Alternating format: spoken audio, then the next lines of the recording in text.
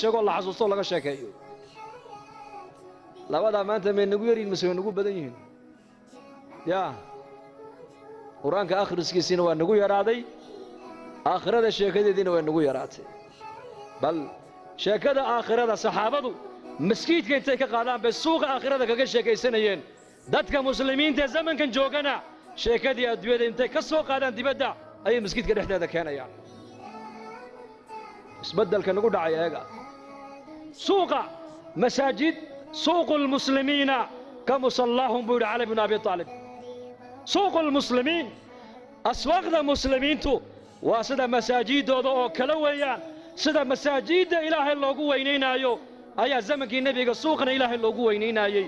sida miskiidka dhaxdiisa ilaahay aan loogu caasiyeynin ayaa suuqoogina ilaahay loogu dhaxaasiyay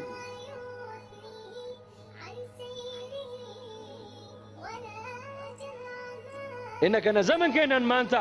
sheekadii dibadda taalay ayaa laga yaabaa in la keenay miskiidka gudihiisa nin buu arkay nabigu calayhi salaatu wasalaam miskiidka dhaxdiisa baylah ka yaboohinaya markaa buu nabigu ilaahay kuuma soo celiyay buu ka yidhi haddaad aragtaan buu nabigu yidhi nin miskiidka dhexdiisa baylah iyo baadi ka yaboohinaya waxaad tidhahdaan ilaahay kuuma soo celiyay dhahada haddaad aragtaanna nin miskiidka dhexdiisa ganacsi iyo tijaaro ka dhex samaynayana waxaad tidhahdaan ilaahay kuma barakeeya dhahada innamaa buniyat almasaajidu lima buniyat lahaa masaajida wixii loo dhisay baa loo dhisay buu rasuulku yidhi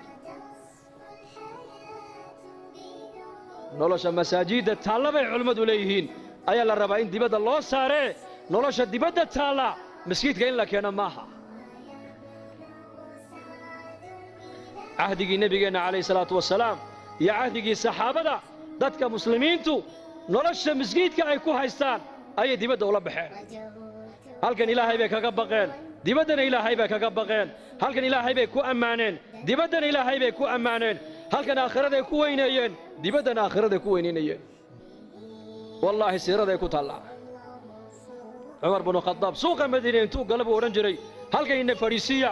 ilaahay saacadaha rumaynee kaalaya cabdullaahi binu cumar intuu u yimaado tufayl buu ku odhan jiray ina mari iraac buu odhan jiray xaggeen tagnaa suuqaan tagaynaa suuqa iyuu soo baxayeen haddana maalin kaluu yidhi ina mari iraac haddana maalin saddexaad buu yidhi iraac waa cabdullaahi binu cumar in cumar binu khadaab iyo tufayl oo taabici ahaa maalkaasuu markaa dhowr cisho markuu suuqii ku celceliyey buu ka yidhi yaa ibnu cumar suuqa waad nagaysaa maalin walba badeecadna kama soo iibsatid badeecadna uma iibgaysid badeecadna ma soo baayacdid meelaha dadku fadhiyaana nama fadhiisisid war halkan ina fadhiisi buu halkan noogu sheekee buu ka yidhi oo halkan diinta nagu bar sheekada saxaabadu diin bay ahayd markaa ibnu cumar baa ku yidhi warka kaagan caloosha buuran li innamaa naqdu min ajli asalaam waxaan u kala haynaa waxa weeyaan dadka inaan salaanno baan u kala haynaa buu ka yidhi assalaamu calaykum waraxmatullaahi wabarakaatuhu baan u kala haynaa badeecadda iyo adduunyada loo kala lahaa mooyaane